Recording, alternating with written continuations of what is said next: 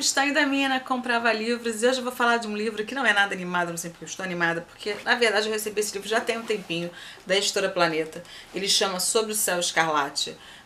Eu tinha ouvido poucas pessoas lido ele, né? Lido poucas resenhas, na verdade.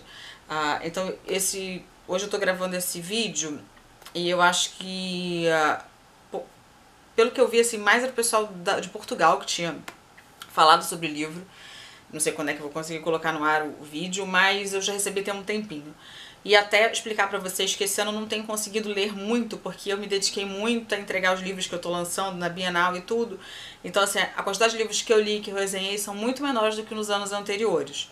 Mas, porém, entretanto, todavia, eu agradeço muito até a própria Editora Planeta, que não bota um prazo pra gente ler os livros. Isso é muito importante pra mim, porque aí eu leio no meu tempo e eu consigo ler todos, mas aí eu vou pegando conforme, né, o tema me interessa mais naquele momento. Eu sou muito de... É claro que o tema de Segunda Guerra eu sempre peço, até tô com deles do dia D que eu tô lendo também, fica ali do lado da minha cabeceira.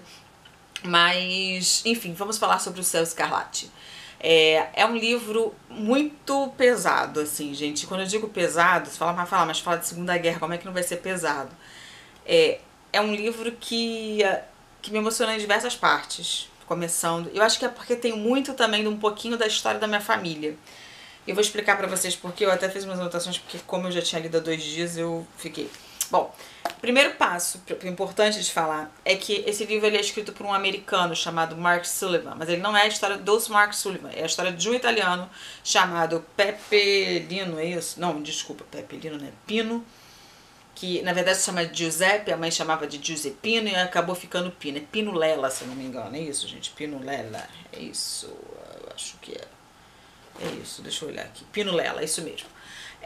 Se passa na Segunda Guerra e tudo, mas são 2 anos da Segunda Guerra, principalmente de 43 a 45. No primeiro, aqui no prefácio, primeiro que já começa assim, ó. Ele dedica para os 8 mil judeus italianos que não puderam ser salvos, para os milhões escravizados pela máquina da guerra nazista e para os incontáveis que não voltaram para casa e para Robert Dellenhordorf, que ouviu a história primeiro e me resgatou. Não é escrito pelo Pino, mas é baseado na história dele, nas memórias dele. E aí no prefácio você tem um esclarecimento do autor, que diz que em 2006 ele já estava desistindo e tal, e que sendo que é um cara mega premiado, mas aqui ele fala: no começo de fevereiro de 2006 eu tinha 47 anos, estava no pior momento da minha vida. Meu irmão mais novo, que também era minha melhor amiga, havia morrido no verão anterior de tanto beber. Eu tinha escrito um romance do qual ninguém gostou, enfrentava um litígio comercial, estava à beira da falência pessoal. Enquanto dirigia sozinho por uma estrada de montanha ao entardecer, pensei em meu seguro de vida e me dei conta que para minha família eu valia mais vivo do que morto. Mais morto do que vivo, desculpa. Pensei em jogar o carro contra um pilar, e tá, ele fala que ele teve vontade de se matar. E que aí, acreditou ou não, naquela mesma noite, um jantar em Bozeman, montanhas de todos os lugares, ouvi fragmentos de uma narrativa extraordinária e inédita sobre a Segunda Guerra Mundial. Nela, um garoto italiano de 17 anos era o herói. Minha primeira reação foi duvidar da veracidade da história de Pino Lela nos últimos 23 meses da guerra. Afinal, nós teríamos ouvido sobre ele, né? Realmente é difícil a gente não ter ouvido alguma coisa. Depois, porém, eu soube que Pino ainda vivia, passadas cerca de 6 décadas, e havia retornado à Itália depois de quase 30 anos em Beverly Hills e Mammoth Lakes, Califórnia. Telefonei para ele. Em princípio, o Sr. Lela relutou muito em falar comigo, disse que não era herói, que estava mais para covarde, o que só me intrigou ainda mais. Por fim, depois de vários telefonemas, ele aceitou me encontrar se eu fosse à Itália. Fui para a Itália e passei 3 semanas. Ele explica que ele passou 3 semanas e fez essa grande pesquisa e entrevista. Mas o Pino ele não lembra de muitos detalhes. Então essa obra aqui é uma obra de ficção baseada no que ele viveu. Isso não invalida o cara ter sido fundamental para salvar várias pessoas. Por quê? Eu vou tentar dar menos spoiler possível, gente, que como essa história é muito conhecida, apesar de ser um livro extremamente bem vendido, best-seller, babá, a gente não sabe dessa história. Eu, por exemplo, também não sabia. O que eu falei que parece com a minha família? O Pino, ele nasceu no mesmo ano que o meu avô paterno nasceu e minha família também veio da Itália.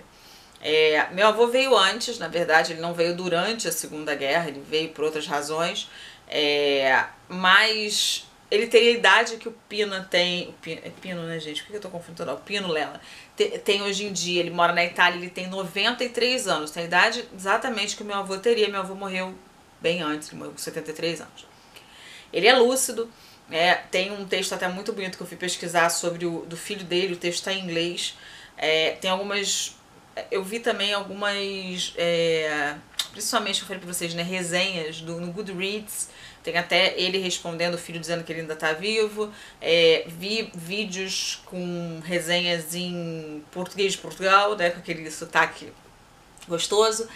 E assim, as pessoas todas elas impressionadas de a gente não conhecer essa história.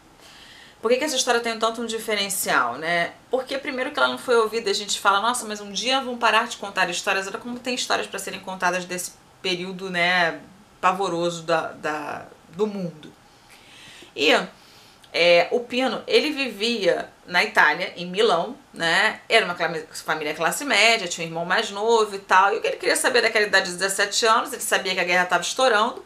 Benito Mussolini estava no poder, mas o que ele queria saber era ali do umbigo dele, né? Tipo, ouvindo música sempre, pensando nas gatinhas, na vida dele, nos estudos e tal. Até que um dia os aliados, né, principalmente o Reino Unido, invade a Itália, ataca, né? E aí eles têm que sair correndo e têm que se esconder num porão que eles ficam, gente, não é um porão. Quando Milão é bombardeada, eles se abrigam num local católico, por isso que eu peguei minha cola.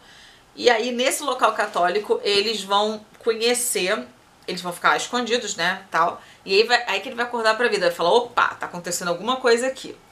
E nesse local católico tem vários judeus italianos que estão se escondendo lá também. Então vamos pensar um pouquinho. Toda vez que eu falo sobre Itália, sobre Segunda Guerra, sobre não sei o que lá, isso é que eu estudei também italiano no tempo, as pessoas falam, você é família italiana, não sei o que lá, você era do lado do Mussolini, você era do lado do Hitler, sua família.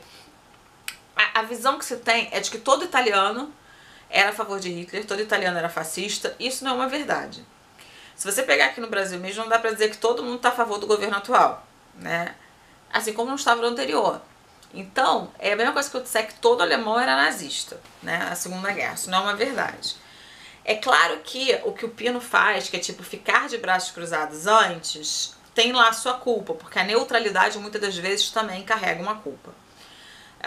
Mas a partir do momento que ele acorda para isso e quer ajudar, isso é fundamental para salvar muitas vidas. Ele começa a ajudar as pessoas, esses judeus, a chegarem através de uma passagem subterrânea até os Alpes suíços, né? A Suíça, como sempre foi neutra, então eles conseguiam se salvar. A forma como é descrita maravilhosamente pelo Mark Sullivan e certamente por muitos depoimentos do próprio Pino, é uma forma que a gente vê como o adolescente tem que criar maturidade durante esses 2 anos, né? Seria o fim da Segunda Guerra, mas o fim, na verdade, não é realmente o fim. Seria os 2 últimos anos, mas 2 anos é coisa pra caramba. Onde ele passa por isso e onde os pais dele dão ideia para salvá-lo, né? De ele se alistar nas tropas alemãs como aliado. E aí é aí que ele vai virar um espião e utilizar também aí do que ele pode para ajudar as outras pessoas, mas isso é um risco muito grande, mas é a forma que os pais encontram de mantê-lo vivo.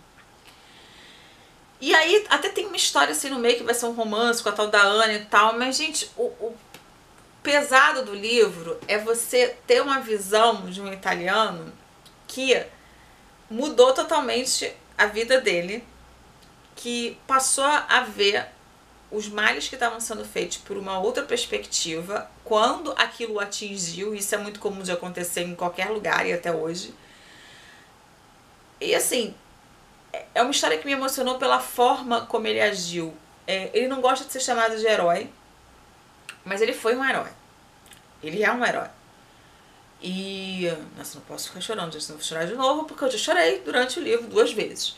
Eu não sei se é porque eu lembrei do meu avô, eu não sei se é porque as datas, algumas coisas batiam com coisas que eu lembrava do meu avô, e meu avô tinha muito disso, de falar da Itália e tal. E até tem uma parte aqui que também bate com o meu aniversário, lógico que eu nasci anos depois, que foi o 28 de abril, né, de 45, que ele testemunha a violação do corpo de Mussolini em praça pública. Onde assim, tem várias coisas nesse livro que levam a gente numa viagem ao passado de coisas que a gente já sabe que aconteceram, mas não sabe tão bem assim pela visão de um italiano. Eu já li pra vocês, já resenhei pra vocês, acho que é A Vida em Coragem, eu não sei, eu não vou lembrar o título agora, mas é a história de um polonês que também se alistou e tudo. E a visão desses jovens, né, que estão do lado que está mais fortalecido, digamos assim, mas que não estão concordando com isso, é cruel, assim, né? Você tá querendo fazer alguma coisa diferente, mas ao mesmo tempo você não tem poder para isso. Então, Sob o Céu Escarlate é um livro que te leva a pensar em quanto você pode ajudar sem se prejudicar. E não que isso seja uma constante preocupação dele, mas ao mesmo tempo ele valia para as pessoas mais vivo, né, do que morto, porque afinal ele era aquela ajuda que muitos judeus, né, conseguiram estar vivos e ter suas famílias e fugir, né, manter suas vidas por causa dele.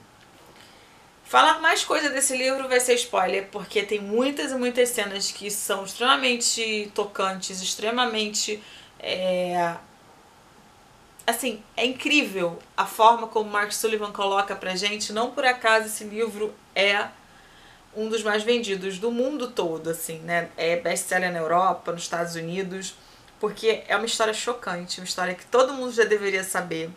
Eu sei que todo mundo sabe de Anne Frank, eu sei que muita gente sabe de várias histórias, né, sobre as irmãs em Auschwitz. São histórias que a gente já ouviu muitas vezes e que essa aqui também entra no hall de um dos meus livros mais marcantes sobre a Segunda Guerra. E vocês sabem que é um tema que eu me aprofundo muito, que eu gosto muito e gosto de saber mais e gosto de falar com vocês a respeito, porque eu acho que na sociedade que a gente vive, às vezes a gente faz coisas que a gente lê no passado que as pessoas fizeram porque acharam que Hitler não era tão ruim assim. Então é sempre muito importante você perceber que as pequenas coisas às vezes ocasionam, às vezes aquela pequena coisa estoura e as pessoas começam a repetir atos que lembram muitos do passado. O que eu quero dizer com isso? Eu quero dizer que, como eu sempre falo em toda resenha sobre Segunda Guerra, é necessário ler, é necessário cada vez mais, ler sempre, eu sempre bato nessa tecla, é por isso que eu tô aqui, mas é necessário saber de todas as histórias, de todos os pontos de vista, para que a história não se repita. Não se repita no seu país, não se repita na sua cidade, não se repita em outros países. Então por isso que a história do Pino é tão importante. E é tão bacana, a gente sabe de Schindler, né, sabe de várias outras histórias de heróis, mas esse cara realmente merece. Que bom que o Mark Sullivan tornou isso aqui real. E esse livro chegou pra gente, pela editora Planeta. Eu não vou me estender mais, gente, porque eu não quero soltar nenhum spoiler. Eu acho que é bacana vocês descobrirem como eu descobri cada momento, cada sufoco, cada pessoa que ele salvou, cada pensamento dele tá aqui dentro. Por mais que tenha um dedo do autor, né, que ele não lembrava de tudo, mas tem boa parte da vida dele aqui. Então é muito bacana o livro e, enfim, eu não dou estrela para livro, mas é um livro 5 estrelas. Bom, agradecer mais uma vez a Editora Planeta a oportunidade de ler esse livro incrível. Se vocês gostaram dessa resenha, se vocês gostam de resenha de Segunda Guerra, não esquece de comentar aqui embaixo. Eu vou deixar o link, o primeiro link é sempre de compra da Amazon, você comprando pelos meus links, você me ajuda a manter o canal, a manter sorteios, essas coisas que eu faço nas redes. E não esquece de comentar, de curtir e de me dizer o que você achou dessa resenha. É muito importante pra mim bater papo com vocês. Muito obrigada, até o próximo vídeo, pessoal. Tchau, tchau.